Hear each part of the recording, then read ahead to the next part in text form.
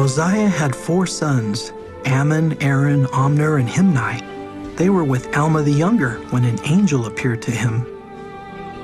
The sons of Mosiah had repented of their sins and were sorry for the trouble they had caused.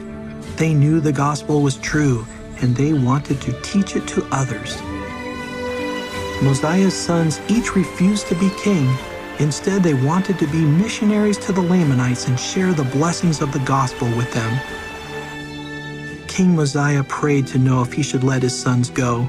God told him to let them go and they would be protected. Many Lamanites would believe their message. Mosiah's sons went to teach the Lamanites. They fasted and prayed that they would be good missionaries.